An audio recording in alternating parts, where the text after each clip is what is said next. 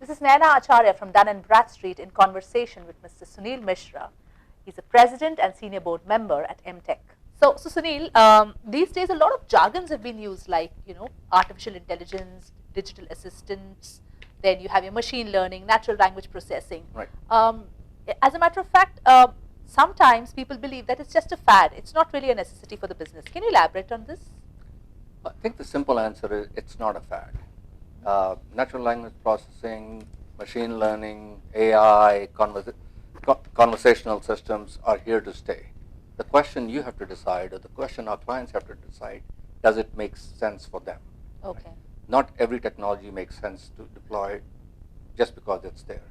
But in certain situations, it makes a lot of sense to have a voice chatbot as an example, where you can conduct your business using natural language, using your voice and natural language.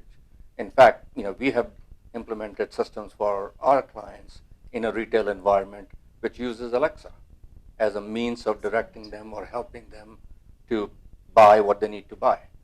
So technology is here to stay. The question becomes what use case or how you want to use it.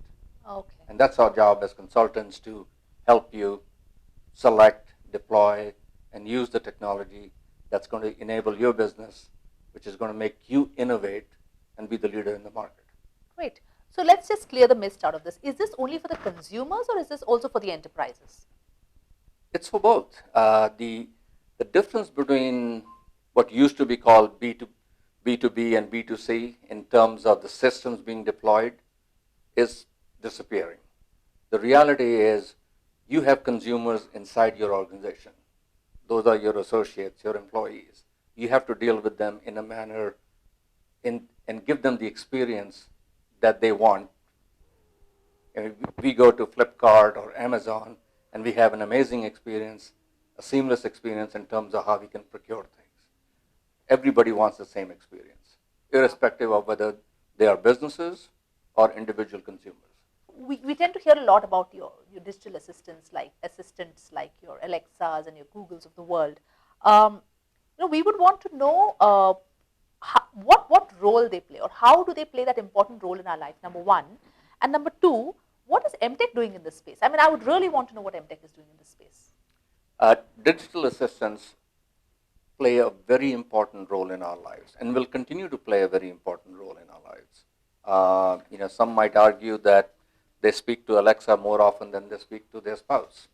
I'm not suggesting that's what people do, but they're important for two reasons, right? They're important that they make the communication somewhat seamless. You talk to them like you would talk to the person next door. More importantly, they then connect you to all the information which is available on the internet, and they can have intelligence and understand what you're saying.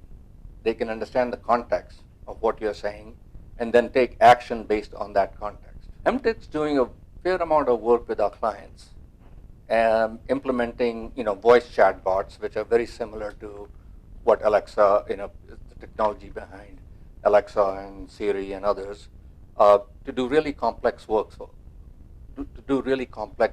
for our clients.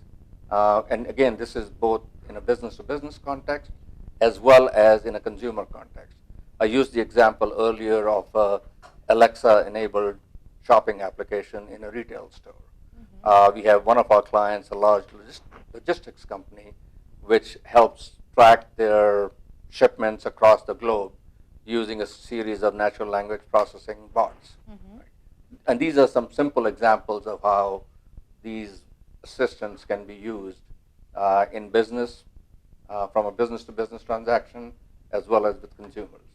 So it's only fair for me to ask you that, which are the top technologies that will change the landscape and will force businesses to embrace them? It's a great question, and none of us can really predict the future. But the trend, as you see today, is around technologies which make life easier for humans.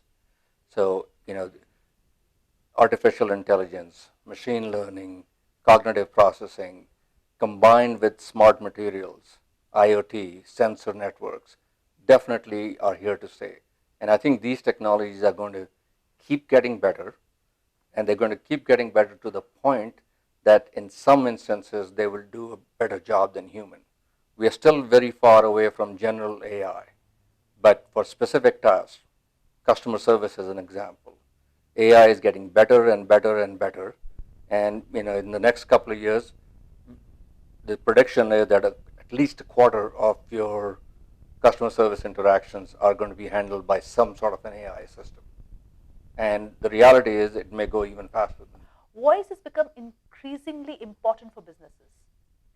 So, if we consider that as a driver, what do you think?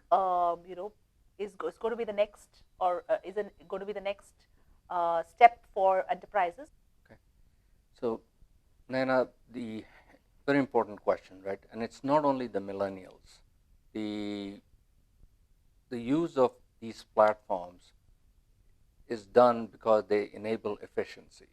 They are some ways the fastest way to communicate between two people or in large groups. So the platforms provides for the efficiency that everybody is looking for. And it's used by millennials, it's used by baby boomers and others.